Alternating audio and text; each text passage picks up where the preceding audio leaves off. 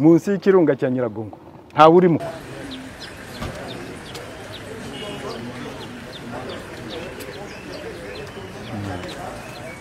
Kunzi babingwa ni TV murabibona rero ko igikorwa kigiye gutangira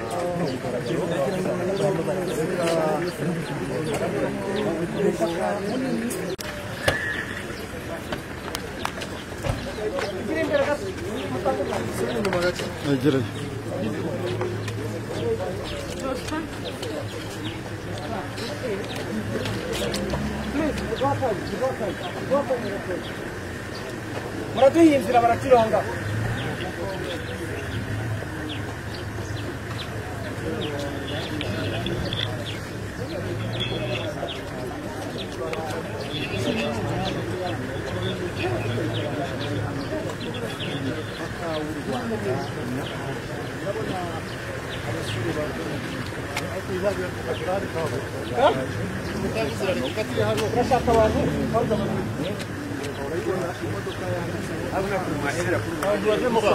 tuzigiye natakaje agiye 14 n'ubwo yarimo n'amaguru ubu harakurikira iki embuka yashyize so igikurikiraho uko bubonye babatwaye n'uko polisi batwaye babahize gubishinzwe bagenda bakurikirana n'uko wewe niba hari kujya jenoside akurikiranye akize utabera niba gukurikirana ibindi byaha nawe sikirigize inzego zibireba none babasigaye batwara igikorwa badafite ikintu n'ubwo kirafata icyo bivuze rero iki ni ikimenyetso simusiga kigaragaza ibyo leta y'u Rwanda ivuga buri ko FDLR ifatanyije na FARDC. Leta ya Kongo yafashe FDLR y'intwaro y'imbunda irayintaguretinga ugurumva barakwada ya coalition yose ari FARDC ari wazalendo ari abarundi ku ruhande muduhize abatanzi ndetse na muzi n'ubu rero icyo n'ikimenyetso kigaragaza isirisi hari abantu babibonye ko hano n'abana bato ibyo abantu bavuga yuko FDLR barashaka ntabwo bakirakira FDLR bafite abayobozi babo b'imyaka mikuru ariko mubonye ko akiri muri urwo kuvuga rero ngo imyaka burya imyaka ntabwo ugenda bitekereza bya jenoside ugendera ku myaka ntabwo ugendera ku myaka ubwo rero bamaze kubarasa hakurya hariya n'umuturage imaze kubarasa bava mu birindiro byabo abenshi bahungiye mu yakwerere cyane inyungu y'uko za Kibungo ya FARDC amakamera ni menshi abanyamakuru bo mu Rwanda abanyamakuru b'i Burundi ubona ko rwose abantu bose c'est le confrère rwandais qui connaît bien il disait qu'il s'appelle Gakwerere Stani il est bien tenu de notre pays et il va laisser la tenue de notre pays pour rentrer chez nous comme ça on nous dit qu'il est natif de l'est du Rwanda on dit qu'il s'appelle Sefar alors il est là, donc c'est très difficile d'avoir ces images. Pas moins de 200 journalistes, caméramens, reporters, photographes. Si vous voyez qu'il n'y a pas les images, allez-y comprendre. Donc,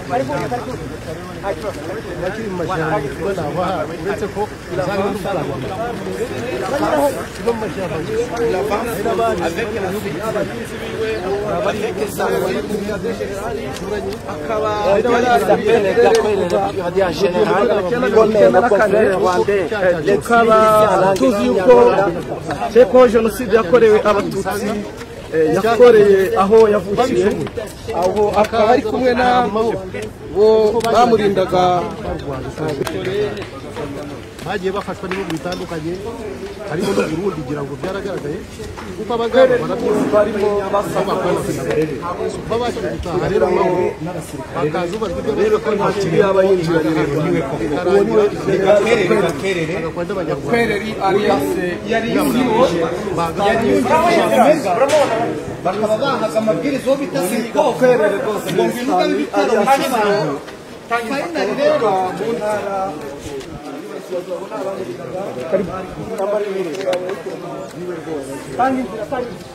generali wa FPR uwo ni umwe mu bari kwaka ingofero ya FARDC abonye atahita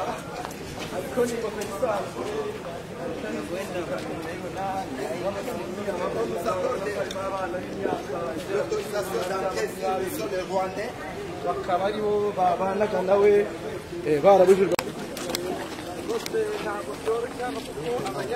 Tanga inzira muhaka abapolisi bakora akazi kabo. Mujye nyuma yako. Turashaka mugani nyuma. Le contrôle.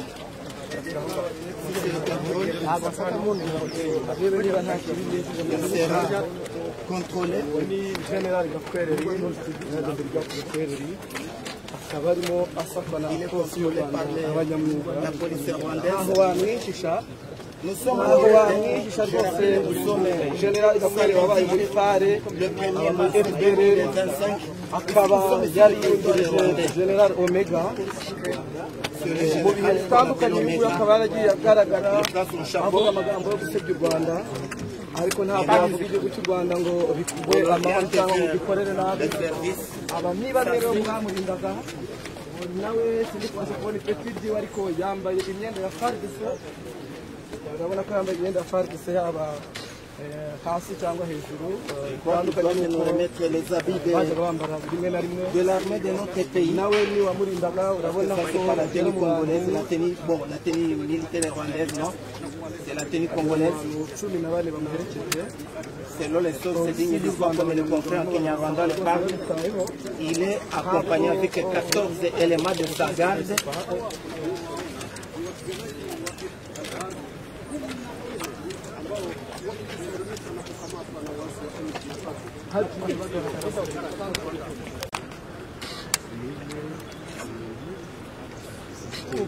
Monsieur dit.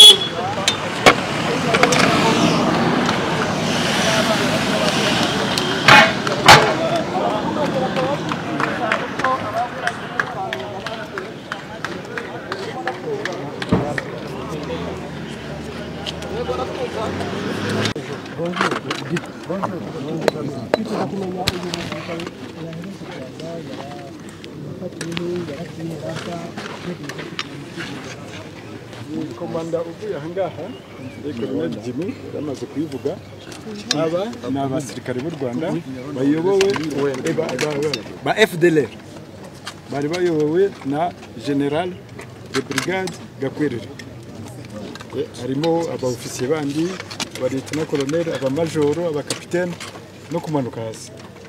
Bafatiwe rero mu ntambara zimaze iminsi zibera hano iwacu muri Kongo, Burasirazuba bwa Kongo, bafatiwe ahantu hatandukanye, ariko we bwite yafatiwe muri uyu mujyi wa Goma, aho yari yihishe apanga ibitendo bibi byo kwica abantu, byo kwica abakongomani. Uzi FDLR zimaze imyaka 30 hano mu Burasirazuba bwa Kongo, zimerera abakongomani nabi, zibica, zibambura ibyabo, zifata abagore ku ngufu, zikora za kidnapping no gushimuta, zisoresha imisoro ku bene gihugu kugira ngo umukongomani agere mu murima we ajye guhinga akagomba gusorera FDLR umunyamahanga. Nibyo bintu rero byatumye duhaguruka twebwe nka Alliance Fleuve Congo M23 kugira ngo duhagarike ibyo bintu. Ibyananiye communauté internationale murabikoze n'iki mu barwanyi bangahe? Aje mu Rwanda hamwe n'abandi bamucungaga 19 bose. Harakurikiraho iki rero nyuma yuko mumufashe? Se niwe mu FDLR mari mufitire wenyine? Oya, barahari benshi, turimo turabashakisha nabo, barahari benshi barihishe mu mujyi wa Goma hariya no cyane hafi y'Ikirunga, hariya barihishe mu ijoro bajya bakora ibikorwa bibi by'ubujura n'ubwicanyi, bakomeje kubikora ariko tuzabihagarika. Niki mubwira communauté mpuzamahanga yakomeje kubakingira ikibaba bagakomeza gukora ibikorwa bibi mu mujyi wa Goma? Communauté internationale turayibwira ngo yereke abakongomani dukemure ibibazo byacu. Turashaka ibiganiro by'amahoro na leta yacu turashaka ko aba banyamahanga bose basubira iwabo. Niyo mpamvu tubashubije igihugu cyabo. Mwabonye ubushize abasadeki twasubije mu gihugu cyabo, aba mercenaires babandi abacancuro twashubije mu gihugu cyabo. Rero nta banyamahanga tugishaka ku butaka bwa Kongo, turashaka abakongomani hagati yacu dukemura ibibazo. Ibindi butumwa ku bitwaje intwaro bahari. Abandi bitwaje intwaro, abakongomani bose twarababwiye, murabizi twababwiye abakongomani bashyira intwaro hasi, bajye ku kibuga cy'umupira hariya cya Stade de l'Unité Igoma, baze bona abakongomani bafatanye n'abandi tubohore igihugu cyacu. Naho abanyamahanga bo batahi wabo bagende basubire iwabo ntacyo tubashaka. Muravuga iki kuba FDL n'abandi basirikare muri MONUSCO bizagenda bite? Muzabarekerayo, muzabasaba? Nabo bazasohoka umunsi urahari, uzi tumaze iminsi muri aka kazi duhora kuri uyu mupaka, urumva nabo rero barakurikira. Tukabashimira, murakoze. Chez nous en français maintenant. OK. En français ni Swahili. N'abarundi Dasadek ndetse na MONUSCO urumva babahaye byose, babahaye imbunda, babahaye imyenda, babahaye ibishoboka byose, kandi gahunda bari bafite nayo ni ukurangiza gahunda bari bariko hariya bamaze gutsinda M23 bakambuka hano bakaza kudistroyinga iki gihugu. Barabigaragaje ejo bundi, imbunda zose bakora iki bazerekeza Kiswahili kwa sababu ya Kongo. Sababu ya Kongo. Chenye nilikuwa nasema, naambia wenzi wetu hapa, unajua walikuwa wananiuliza kamata watu wanawaleta kwenyu inawaonyesha nini? Hii chenye inaonyesha kila siku gouvernement ya Rwanda yenye ilikuwa inasema FDL inatumika na gouvernement ya Kongo, inatumika na ile coalition yenye walileta Warundi, machineries, mercenaries, alafu na MONUSCO na wazalendo. Hii sasa ndio kionyesho kabisa. Hakuna mwenye atarudia kusema kwamba mara Rwanda yenye nasema sio ukweli. Hata wenyewe kuko generali hapo anakubali kwamba walikuwa wanatumika na nani, walikuwa wanapata usaidizi kutoka kwa ile government. Sasa huyu serikali ama huyu jeshi huyu unamjua kama jeshi ya zamani ya Rwanda? Huyo tunamjua kama jeshi ya Rwanda. Alitoka hapa wakati yuko daraka aliyetona na aliwacha amefanya mazambi hapa na wenzi yake wenye hatujapata. Message gani unayo kwa wale? Ujumbe gani? Ujumbe nasema kwa wale wenye wamebaki kimbia kwa mapori hapa, hata wengine wako nchi jirani, nawaambia kwamba mazambi ya genocide uchukua rifanya genocide hiyo hezeike. Uona wewe kazeika, lakini vile umefanya heta zeika. So advice yenye nawapatia warudi kwa uzuri. Hata wengine wanakuja tunawapokea, anakuja naenda mbele ya justice, ama kuna wenye wanamuuliza anamalizia, alafu tunampeleka kwa rehabilitation center, wanamfundisha ndio kwa society kwa Rwanda.